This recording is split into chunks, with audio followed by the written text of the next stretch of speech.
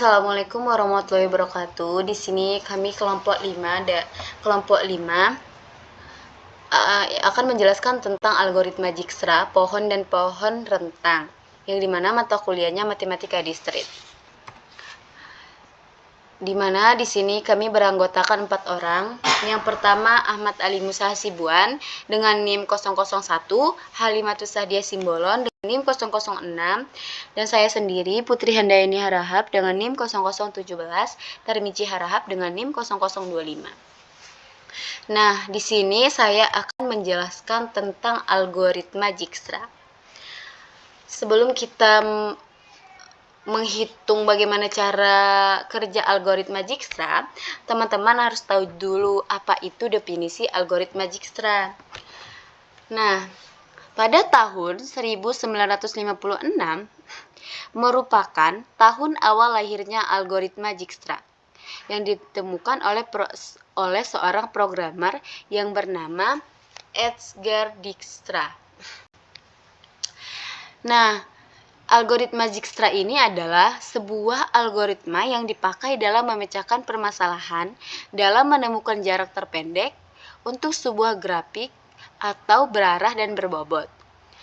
Nah, 3 tahun selanjutnya, algoritma ini dipublikasikan pada tahun 1959 dalam jurnalnya, yang dimana yang berjudul A Note on Two Problems in Connection with Graph dan dianggap sebagai algoritma Request atau Greedy algorithm. Nah, mungkin teman-teman bingung apa sih yang dimaksud dengan algoritma Dijkstra ini begitu. Mungkin cara mudahnya itu adalah seperti kita mau pergi dari kos ke kampus. Jadi kita kalau misalkan kita mau pergi dari kos ke kampus menuju ke kampus, jadi kita tuh harus pilih jarak terpendek untuk menuju kampus. Di sini tujuan dari algoritma Dijkstra itu. Jadi kita memilih tujuan terpendek dari kos ke kampus gitu. Nah, selanjutnya adalah langkah-langkah menggunakan tabel dalam algoritma Dijkstra. Yang pertama, kita harus buat tabel dengan kolom sebagai tempat nilai atau jarak dari simpul, sedangkan baris sebagai posisi simpul. Yang kedua, pilihlah simpul awal dan simpul tujuan dengan syarat harus berhubungan langsung. Dan yang ketiga itu kita menghitung nilai atau jarak dari beberapa simpul tujuan yang kita pilih. Yang keempat, jika simpul telah diuji, maka pilihlah nilai atau jarak yang paling kecil. Nah, yang kelima, yaitu simpul yang dipilih menjadi simpul acuan untuk tahap selanjutnya. Nah, terus berulang dari nomor 2 sampai semua simpul telah diuji atau simpul tujuan telah didapati jarak atau nilai terpendeknya. Nah, mungkin agar lebih paham lagi kita masuk ke contoh soal ya teman-teman. Nah, sekarang ada contoh soalnya, yaitu perhatikan gambar berikut. Bagaimana cara mencari rute terpendek dan bobotnya. Yang dimana soalnya itu adalah kita dari M ini menuju ke W. Jadi kita di sini mencari rute terpendek dan bobotnya. Oke, mungkin langsung saja kita cari. Nah, cara menyelesaikannya ini saya akan menjelaskannya di Word agar teman-teman lebih paham lagi dari mana dapat dan dari mana datangnya.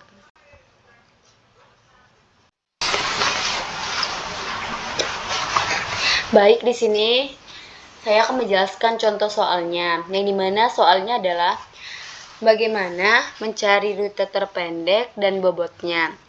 Nah, tadi kan di sini kita akan menggunakan tabel yang dimana yang warna biru ini kita buat nilai-nilai atau simpul dan jaraknya.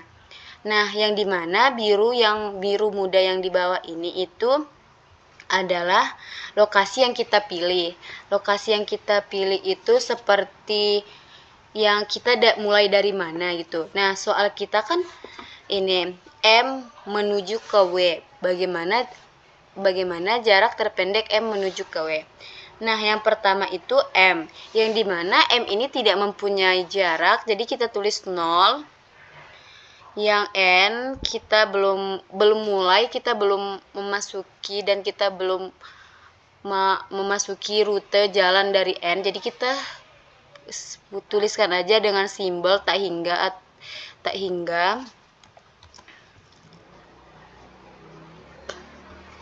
Nah, kita copy tak hingga atau infinity. Kita copy karena kita juga belum memulai dari O, kita tidak juga belum memulai dari P dan Q dan W.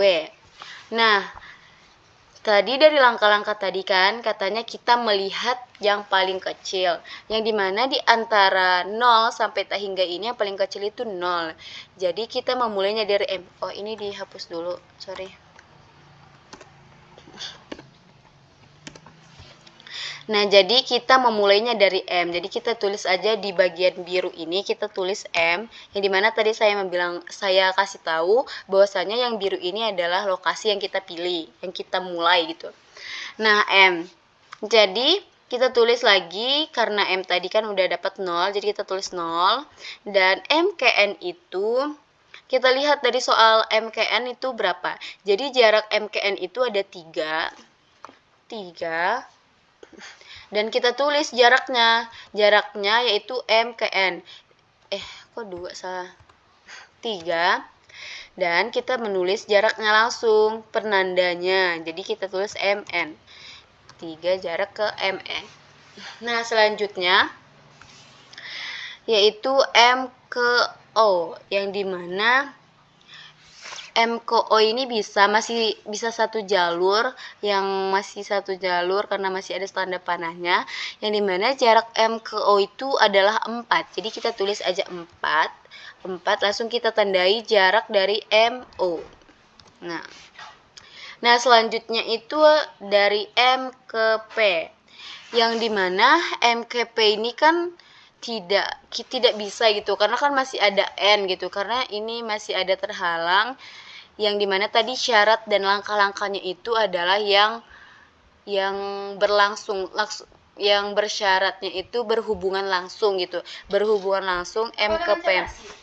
Dan yang dimana M ke P ini tidak berhubungan langsung, jadi kita tandai aja dengan tak hingga atau infinity, tandain karena kita juga belum memasuki ke P.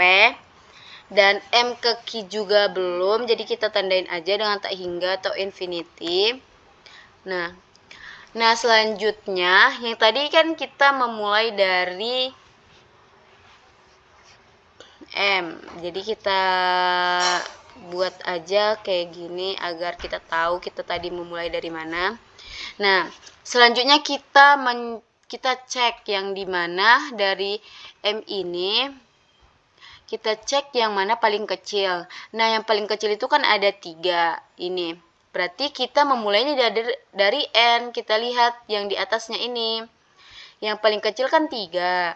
Nah, kita lihat yang di atasnya adalah N. Jadi kita tulis di biru ini, jadi kita tulis N.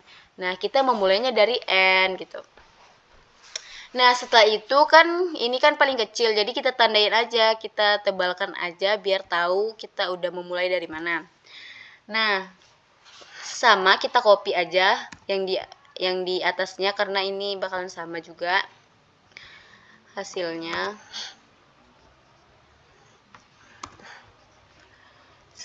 Kita copy. Nah, sekarang N ke P. Jadi sekarang kan N ke P ini kan masih berhubungan. Jadi kita bisa hitung N ke P ini. Nah, jarak N ke P ini itu ada juga syaratnya. Kan ini kan N ke P ini kan N kan tidak jarak awal, tidak titik awal yang kita mau cari gitu kan, mau titik awal kita gitu. Nah, kita kembalikan ke titik awal. P ini kita kembalikan ke titik awal, yang dimana titik awal kita itu adalah M. Jadi kita menghitungnya dari titik awal, 3 tambah 4 itu adalah 7. Jadi kita tulis 7 dari jarak MNP. Nah, sampai sini teman-teman ada yang ingin ditanyakan atau masih ragu tentang kenapa bisa 7? Karena kan ini kan jarak N ke P. Jadi kita lihat N ke P ini berhubungan, yang dimana N ini masih berhubungan dengan jarak titik awal kita. Nah, kita yang kalau misalkan ini kita akan kembali ke titik awal kita. Nah, selanjutnya itu adalah N ke Q. N ke Q ini kan tidak bisa, belum ada nih, nggak berhubungan. Jadi kita tulis aja lagi. Kita tulis infinity atau tak hingga. Nah, N ke W juga belum, jadi kita tulis tak hingga.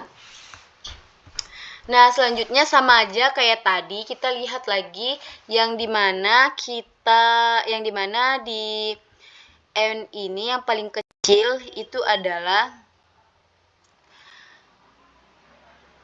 ini 4 sama 7. Jadi yang paling kecil itu adalah 4. Nah, kenapa tidak 3K? Kan masih ada nih yang lebih kecil. Nah, kalau misalkan kita udah memulai dari ini, misalkan kita udah memulai dari N. Jadi N ini nggak boleh disangkut pautkan lagi. Jadi N ini udah stop di situ aja. Tidak dihitung lagi ataupun tidak dianggap. Tapi tetap kita copy, tetap kita tuliskan ke bawahnya gitu. Nah, kita akan memulai dari O. Jadi kita tandain aja, kita tebalin. Nah, sekarang kita memulainya dari O. Kita tulis O di sini, di yang biru.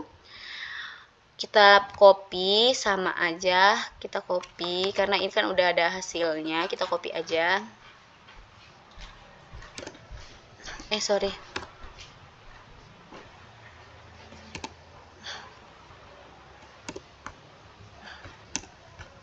Kita copy aja hasilnya. Nah, yang kita lihat yang O ke Q. Nah, O ke Q kan udah astagfirullah.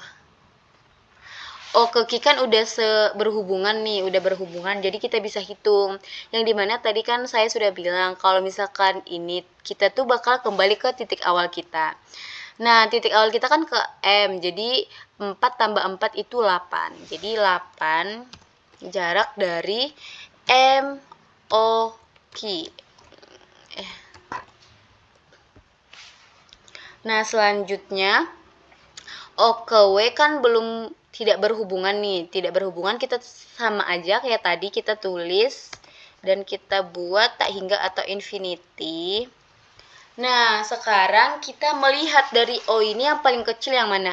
Sekarang kan yang kita bandingkan itu 7 sama 8. Karena 4 ini udah dipakai, jadi kita aja cuman membandingkan 7 sama 8. Nah, yang paling kecil itu adalah 7, jadi kita tandain aja biar mudah.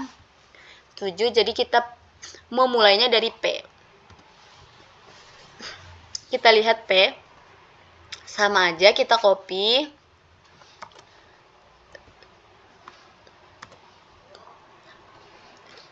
Jadi PQW. Jadi PQW ini kan udah dapat nih karena udah berhubungan. Jadi kita bisa menjumlahkan. Yang dimana tadi kan saya udah bilang kalau ini kita pergi ke titik awal kita. Jadi titik awal kita kan ke M. Jadi 3 tambah 4 tambah 5 itu adalah 12. 12. Jaraknya 12 dari jarak M N P W. Nah, sekarang sepertinya udah mau memasuki target nih, karena kan udah 4 kan, yang tadi kan 3, ini udah 4. Jadi kita akan bisa menyelesaikan soalnya. Nah, selanjutnya kita akan membandingkan yang paling kecil yaitu 8 sama 12, yang dimana yang paling kecil itu 8. Jadi kita mulai dari Q. Kita copy.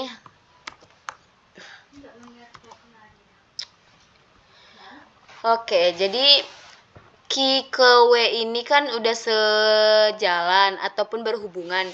Jadi kita pergi ke titik awal, yang dimana titik awal kita M. Jadi kita tambahkan 4 tambah 4 tambah 3 itu ada 11.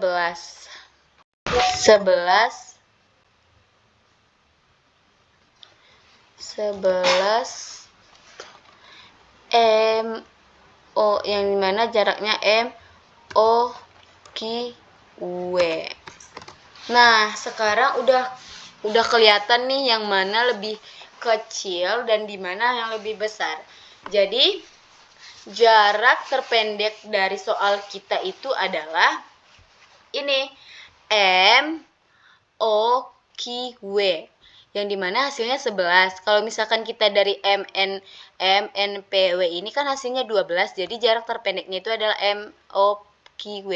Nah, kita jawab aja langsung. Rute terpendeknya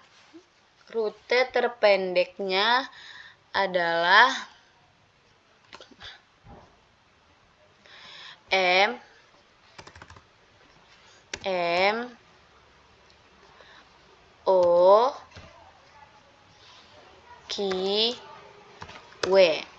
Nah, dengan bobot jarak akhirnya itu kan jarak akhirnya tuh kita lihat ini.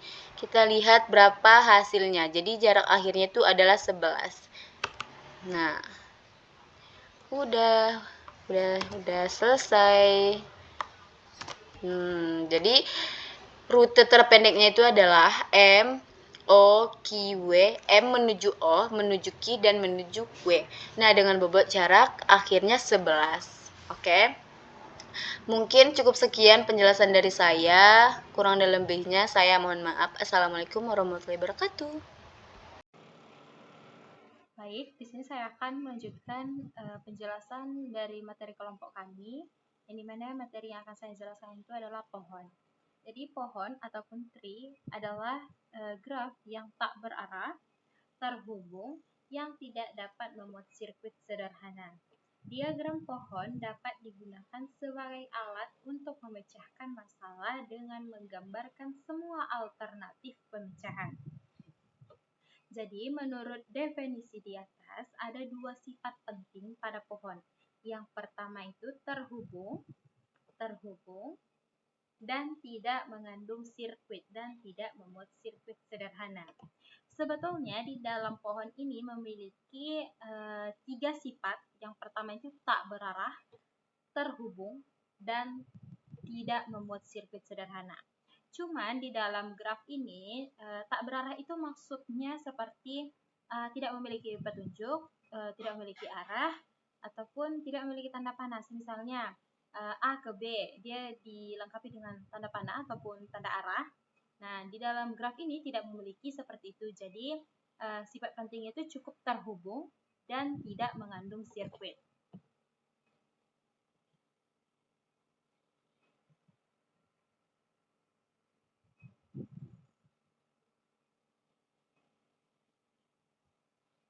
Nah, ini adalah ilustrasi pohon. Jadi, pada gambar di bawah ini hanya G1. G1 ini maksudnya graf 1. Ini adalah graf 1, graf 2, graf 3, dan graf 4.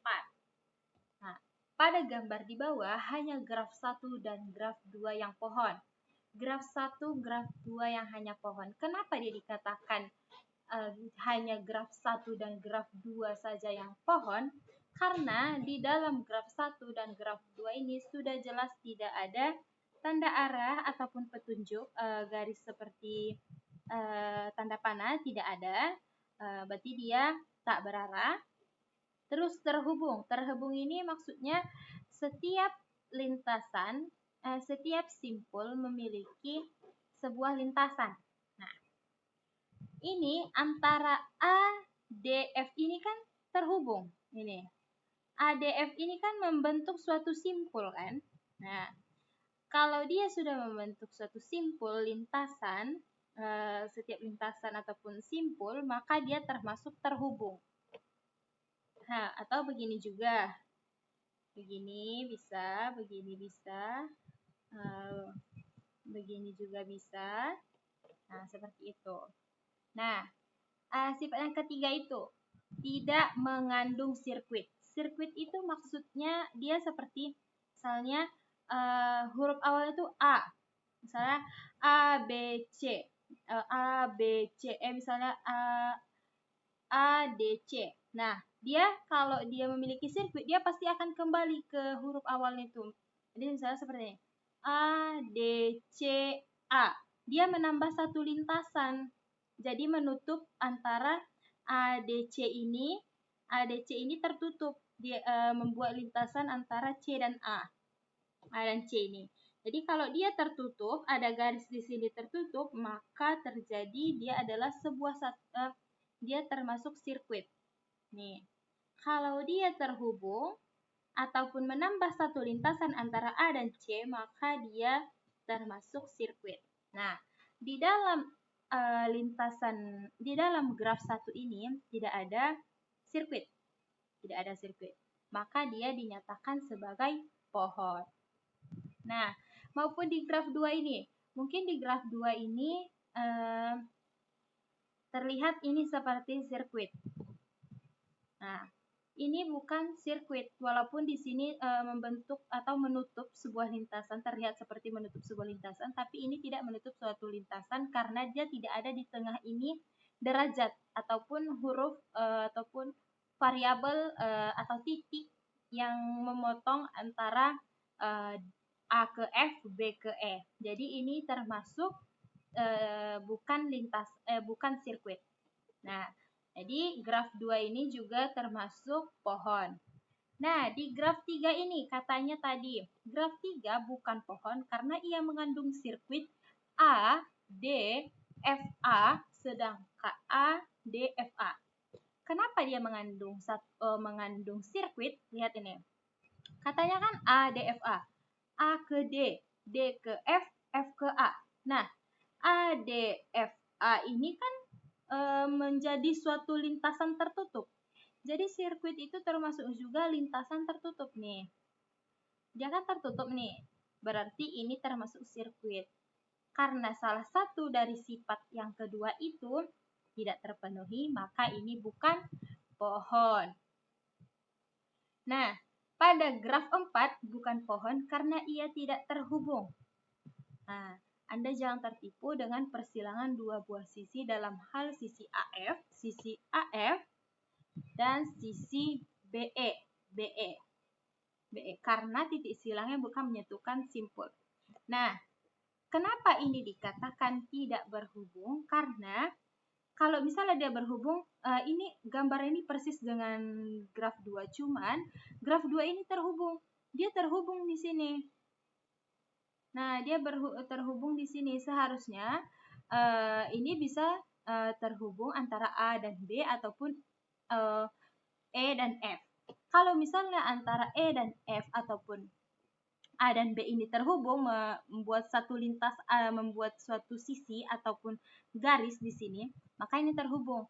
Karena dia tidak ada satu garis ataupun sisi yang menghubungkan antara sisi-sisi AF atau BE, CD ini, maka ini bukan termasuk pohon karena tidak terhubung.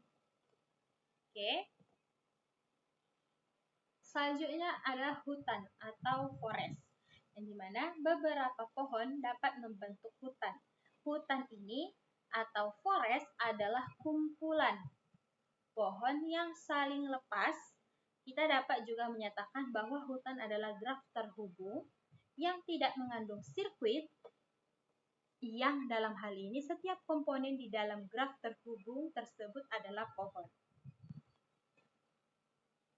Nah, di bawah ini adalah ilustrasi hutan, di mana hutan ini terdiri dari 3 buah pohon. Jadi, kan tadi kalau semisalnya dia dua sifat yang ditentukan tadi terpenuhi, sifat penting itu yang terhubung dan tidak memiliki sirkuit, dia merupakan pohon. Nah, pada gambar ini kan sudah terbukti tak berarah, terhubung, dan tidak memiliki sirkuit. Nah, begitupun gambar ketiga dan pohon kedua dan pohon ketiga. Jadi di dalam ilustrasi ilustrasi hutan ini, jadi di dalam hutan itu kan pada umumnya di dalam hutan itu ada pohon. Jadi di dalam materi kami ini, hutan ini isinya graf ataupun pohon yang sudah dibuktikan dengan dua sifat tadi. Nah, jadi di dalam hutan ini terdiri dari 3 buah pohon. Nah, jadi di dalam hutan ini tidak dinamakan dengan pohon, tetapi dinamakan dengan komponen 1, komponen 2, dan komponen 3. Nah, di dalam komponen 1 ini tidak berhubung antara komponen 1 dengan komponen 2 maupun komponen 2 dengan komponen 3. Jadi kita di sini berarti ada garisnya, di sini berarti ada garisnya. Jadi pohonnya ini tidak berhubung, maka dinyatakan sebagai hutan. Tapi dengan catatan pohonnya sudah memiliki atau sudah tepat dengan dua sifat yang tadi, sudah termasuk dengan sifat yang dua tadi dan lengkap tanpa terhubung antara komponen 1 dan komponen 2 maupun seterusnya. Nah, sifat-sifat pohon. Jadi sifat-sifat pohon atau properties pohon dinyatakan dengan teorema di bawah ini, di mana teorema misalkan G sama dengan himpunan simpul F, himpunan sisi E adalah graf tak berarah sederhana dan jumlah simpulnya N. Maka semua pernyataan di bawah ini adalah ekivalen. Jadi, kita akan menjelaskan terkait sifat-sifat ini. Nah, jadi, di dalam sifat-sifat ini,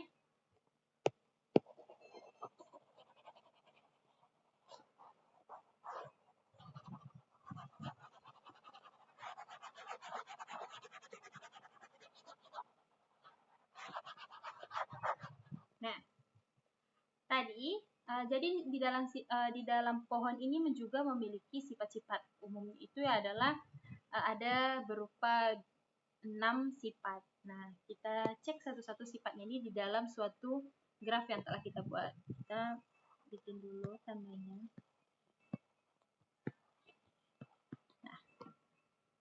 Nah, pernyataan pertama ataupun sifat pertama. G adalah pohon. G itu kan termasuk graf. Nah, graf jika memenuhi dua sifat tadi termasuk pohon. Ini sudah memenuhi? Sudah, berarti ini termasuk G adalah pohon. Berarti sifat pertama pada contoh yang kita buatkan ini terbukti. Yang kedua, setiap pasang simpul di dalam G terhubung dengan lintasan tunggal. Setiap pasang simpul di dalam G atau pohon ataupun graf terhubung dengan lintasan tunggal.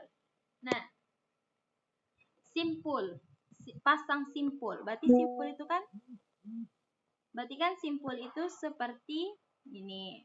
Nah, simpul ini kan melibatkan lintasan tunggal. Ini kan lintasan. Nah, ini kan lintasan. Ini lintasan tunggal, ini juga lintasan tunggal. Nah, ini kan lintasan tunggal nih. Nah, tapi dia membentuk suatu simpul. Berarti pernyataan 2 ini benar. Dan yang ketiga, G ataupun graf terhubung dan memiliki M sama dengan N kurang 1. N ini tadi katanya simpul.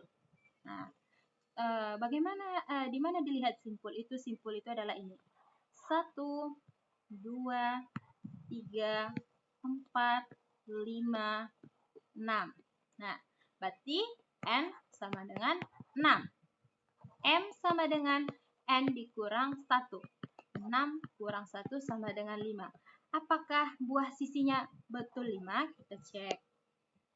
1, 2, 3, 4, 5. Berarti pernyataan C ini benar karena dia memiliki 5 buah sisi.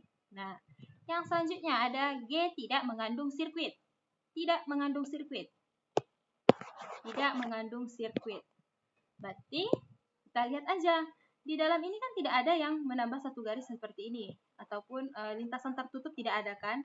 Berarti ini sudah termasuk tidak memiliki sirkuit. Nah, dan memiliki M sama dengan N kurang 1 buah sisi. Tidak mengandung sirkuit, benar. Tidak mengandung sirkuit, benar. Dan memiliki M sama dengan N kurang 1 buah sisi. Sisinya tadi 5, benar. 1, 2, 3, 4, 5. Nah, yang kelima, G tidak mengandung sirkuit dan penambahan satu sisi pada graf akan membuat hanya satu sirkuit. katanya kalau misalnya kita tambahkan satu garis ataupun satu sisi, dia akan menjadi sirkuit. Kita cobakan di antara A dan C. Seperti ini.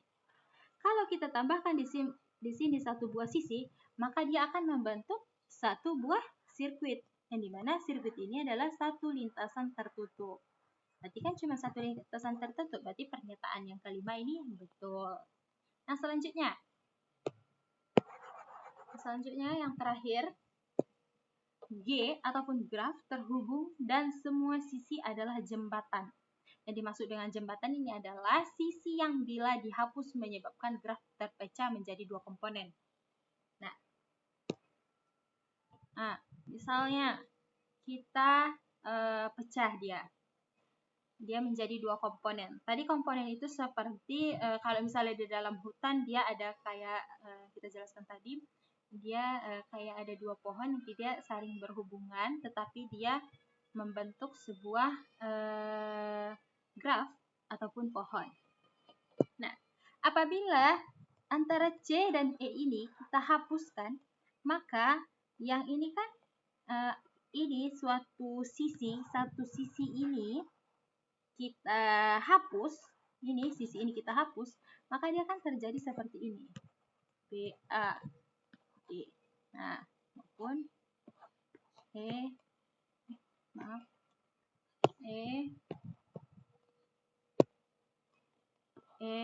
D, F.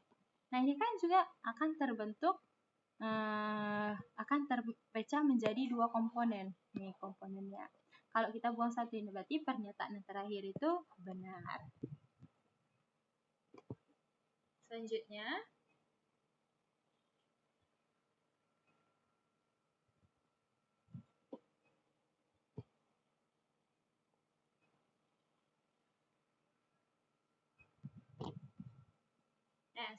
contoh soal. Sebuah pohon mempunyai 2N buah simpul berderajat 1, 3N buah simpul berderajat 2, dan N buah simpul berderajat 3. Tentukan banyaknya simpul dan sisi dalam pohon itu. Berarti ini kan 2 buah simpul berderajat 1. 3N buah simpul berderajat 2 dan N buah simpul berderajat 3. Nah, penyelesaiannya. Jadi ini ada menurut lema jabat tangan, yang dimana ini sudah dijelaskan oleh kelompok 3. Jadi di dalam menurut lema jabat tangan ini jumlah derajat semua simpul di dalam graf adalah 2 kali jumlah sisi di dalam graf tersebut. Jadi tadi kan ada 2 buah simpul berderajat 1, 3N buah simpul berderajat 2, dan N simpul berderajat 3. Maka 2N kali 1 ditambah 3N dikali 2 tambah N dikali 3 sama dengan 2 mutlak E. Maka didapatkan 11N sama dengan 2 mutlak E.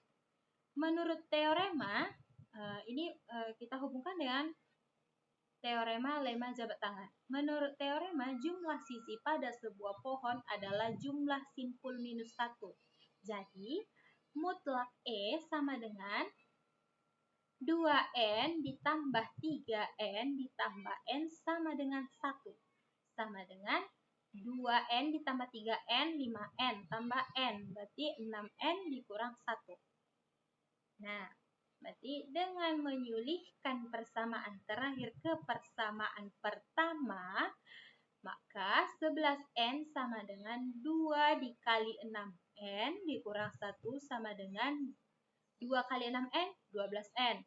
2 kali min 1, min 2. Maka terjadi N sama dengan 2. Ataupun kita sederhanakan, jadi N sama dengan 2. Nah, terus jadi jumlah simpul pada pohon 6N sama dengan 6 kali 2 sama dengan 12. Maka jumlah simpul pada pohon adalah 12. Dan jumlah sisi 6N dikurang 1 sama dengan 11. maka jumlah sisinya adalah 11. Nah, jadi hasil akhirnya adalah simpul pada pohon ada 12 dan jumlah sisi pada pohon ada 11. Mungkin cukup sekian dari saya, dilanjutkan rekan sekelompok saya. Oke, Assalamualaikum warahmatullahi wabarakatuh. Perkenalkan, nama saya Ahmad Halim Musa Sibuan dengan NIM 2314040001, yang mana saya berasal dari kelompok 5. Selanjutnya saya akan menjelaskan terkait dengan pohon rentang. Oke. Adapun yang bagian pohon rentang ini, pertama ada definisinya, yang mana itu misalkan G itu merupakan V, E adalah graf tak berarah terhubung yang bukan pohon, yang mana berarti di G terdapat beberapa sirkuit. G dapat diubah menjadi pohon T, yang mana dia menjadi V1 dan V1, E1 dengan cara memutuskan sirkuit-sirkuit yang ada. Caranya, mula-mula dipilih sebuah sirkuit, lalu hapus satu buah sisi dari sirkuit ini. Dia akan tetap terhubung dan jumlah sirkuitnya berkurang satu. Bila proses ini dilakukan berulang sampai sirkuit di G hilang, maka G menjadi pohon T yang dinamakan pohon merentang atau spanning tree. Oke, mungkin teman-teman belum terlalu tahu apa itu G. Yang mana G itu merupakan singkatan dari graf, yang mana graf itu merupakan struktur yang terdiri dari himpunan simpul dan himpunan sisi. Adapun untuk V itu merupakan vertices. Saya kurang pandai ya dalam berbahasa Inggris. Yang mana vertices itu merupakan himpunan simpul atau titik, dan E merupakan edges atau sisi, yang mana mungkin dia itu merupakan gabungan dari dua titik, yang mana mungkin titik A dan B yang digabungkan menjadi dia sebuah sisi. Yang mana T itu merupakan pohon rentang dari G atau graf tadi. Ini itu saja untuk penjelasan terkait singkatan-singkatan yang ada di sini. Oke, selanjutnya. Nah, gambar ini merupakan graf lengkap dengan 4 buah pohon merentangnya, yang mana di sini bisa kita lihat ini merupakan graf.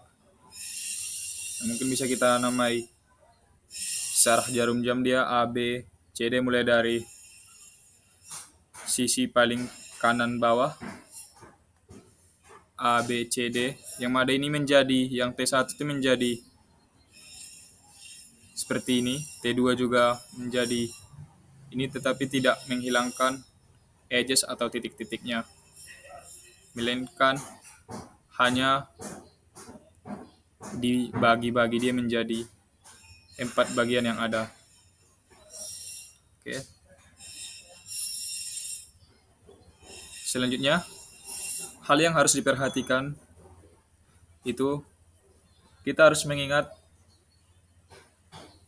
hanya untuk graf terhubung bisa dibilang dia itu merupakan pohon rentang. Kenapa? Karena dinyatakan dalam teorema berikut, di mana setiap graf terhubung mempunyai paling sedikit satu buah pohon rentang. Yang mana teorema ini menyatakan bahwa graf yang tidak mengandung sirkuit adalah pohon merentang itu sendiri. Pada graf yang mengandung sirkuit, pohon merentangnya diperoleh dengan cara memutuskan sirkuit yang ada.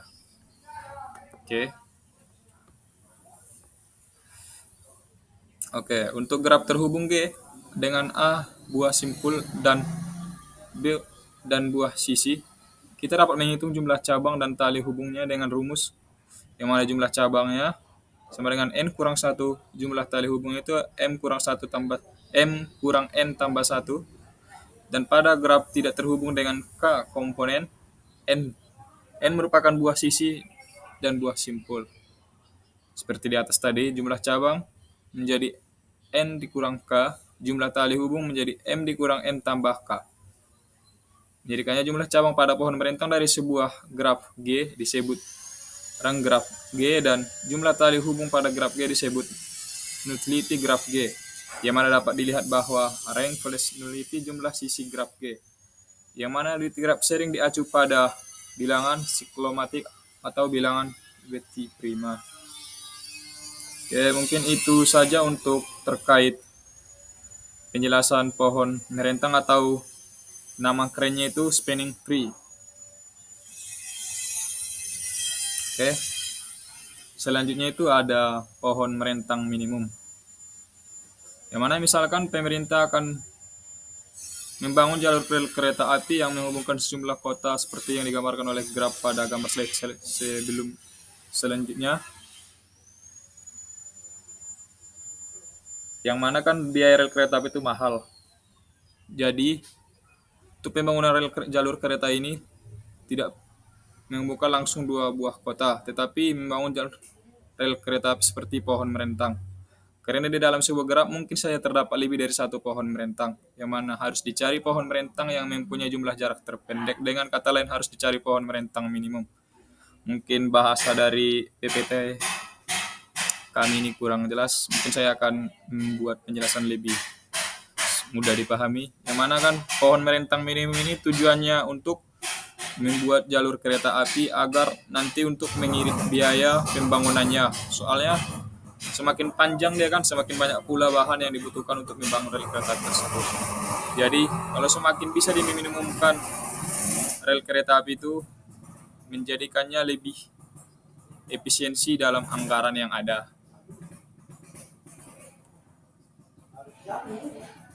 Oke, mungkin ini contohnya seperti ini kan. Yang mana kan BKA AKB lah. Itu kan ada dia 55. Nah, inilah rel kereta api umpamanya kan dari B rutenya ke H dan dari B rutenya ke F.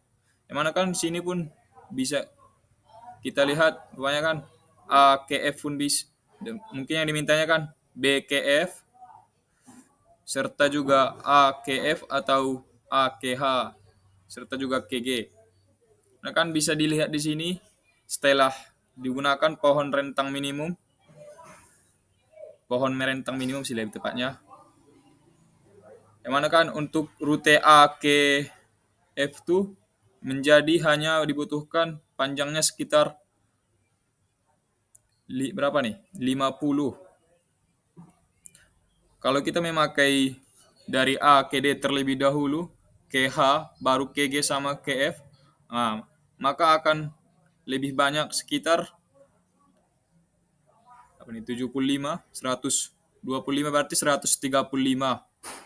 Nah, dengan pohon merentang minimum ini kita bisa mencari yang mana yang paling pendek untuk jaraknya seperti yang sudah dijelaskan dari materi algoritma Dijkstra. Makanya hasil dari gambar sebelah kiri ini adalah yang sebelah kanan. Oke, mungkin itu saja secara singkatnya. Mungkin selanjutnya akan dijelaskan oleh teman saya selanjutnya, yakni Saudara Tarmizi Harahap terkait algoritma prim dan algoritma Kruskal. Mungkin itu saja penjelasan yang dapat saya sampaikan. Terima kasih. Wassalamualaikum warahmatullahi wabarakatuh. Baik, selanjutnya yaitu algoritma prim. Algoritma prim ini ada beberapa langkahnya. Yang pertama kita ambil sisi dari graf G yang berbobot minimum, masukkan ke dalam T. Yang kedua, pilih sisi E yang mempunyai bobot minimum dan bersisian dengan simpul di T, tetapi E tidak membentuk sirkuit, dan masukkan E ke dalam T. Dan yang ketiga, ulangi 2 sebanyak N dikurang 2 kali. Dan catatannya itu jumlah langkah seluruhnya di dalam algoritma prim itu adalah 1 ditambah buka kurung N dikurang 2 atau sama dengan N dikurang 1, yaitu sebanyak jumlah sisi di dalam pohon merentang dengan buah simpul. Nah, ini adalah contoh soal algoritma prim. Kita lihat ini adalah gambar graf, dan grafnya ini lumayan rumit. Selanjutnya kita akan mencari graf minimumnya. Nah, dari gambar kan kita ketahui bahwa simpul 1 sama simpul 2 tuh kan sisinya 10, berarti ini merupakan yang paling kecil. Nah, kita gambar garis lurus. Yang ini udah digambar. Dan langkah yang kedua yaitu kita lihat sambungan dari simpul 1 atau 2 ya. Nah, yang paling kecil yaitu kalau satu ini kan ada simpul 1 ke simpul 4 dengan bobot 30, simpul 1 ke simpul 5 dengan bobot 45, simpul 2 ke simpul 5 bobot 40, simpul 2 ke simpul 3 bobot 50, dan simpul 2 ke simpul 6 yaitu 25. Nah, yang paling kecil yaitu simpul 2 ke simpul 6 dengan bobot 25. Makanya langkah keduanya itu kita gambar. Nah, di langkah yang ketiga kita lihat yang paling kecil yaitu 6 simpul 6 ke simpul 3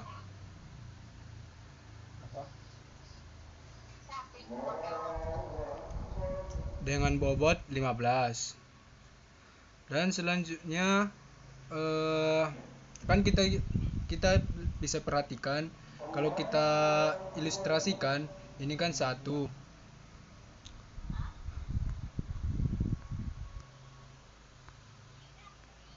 ini kan 1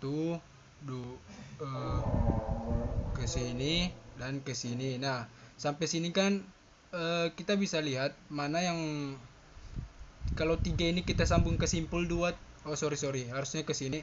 Nah, kalau 3 ini kan kita sambung ke simpul 2 tuh kan akan membentuk sirkuit membentuk lintasan nanti ya, membentuk lintasan. Nah, makanya ini kita tidak pakai, makanya kita sambung simpul 6 nih ke simpul 4.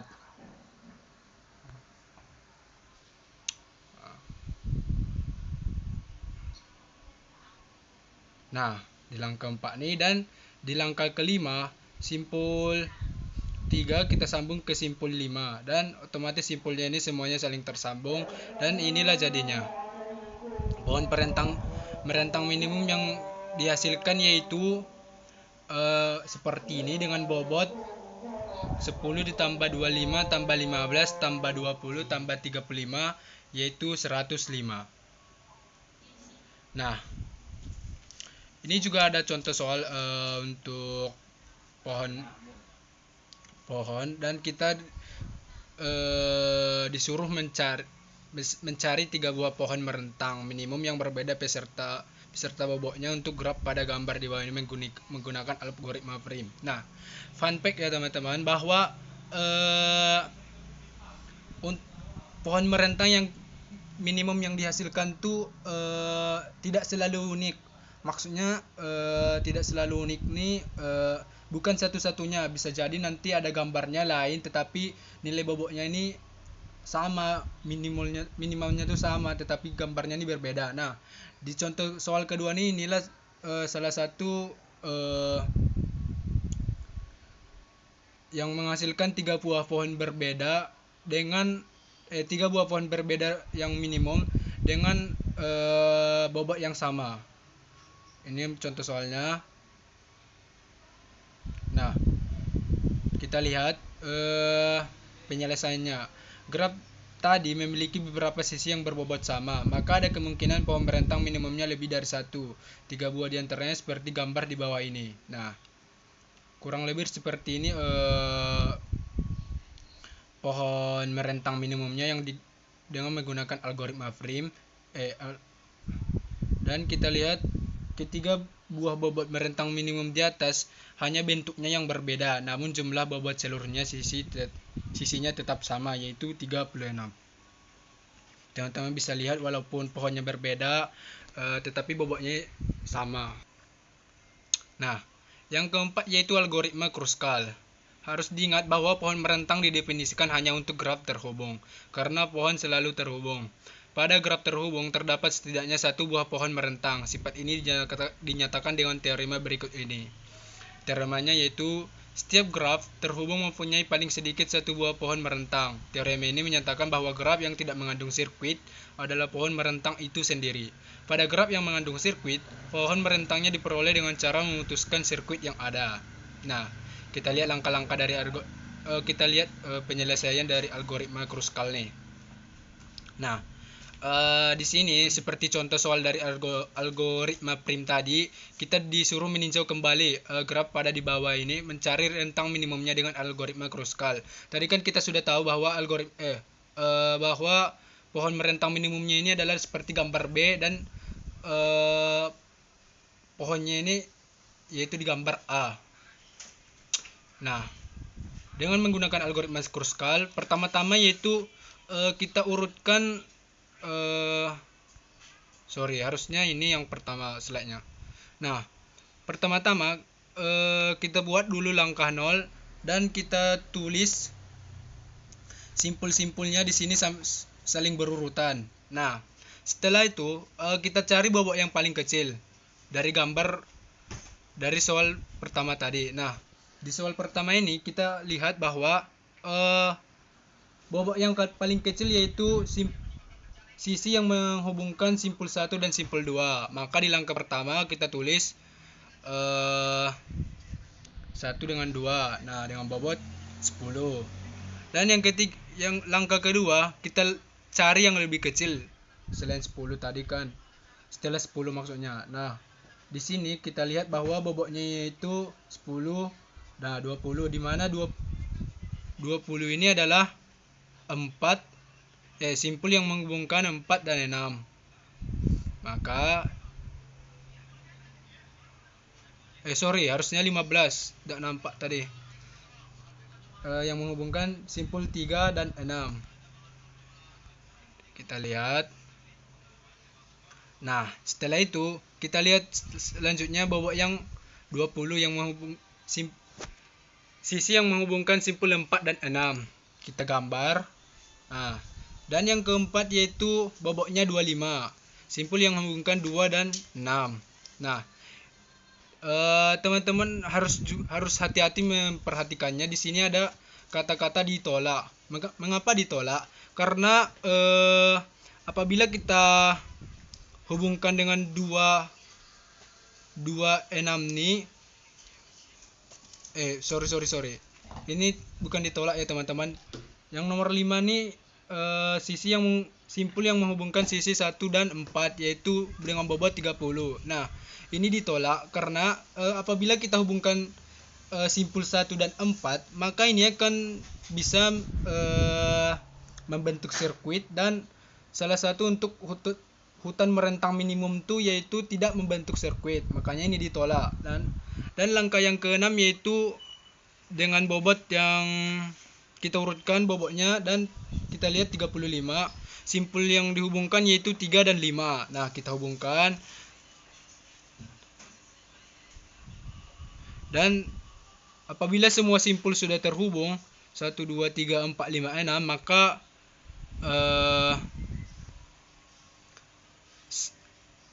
soal yang untuk ditinjau kembali selesai. Mungkin cukup sekian penjelasan yang dapat saya sampaikan. Wabillahi taufiq wal hidayah. Assalamualaikum warahmatullahi wabarakatuh.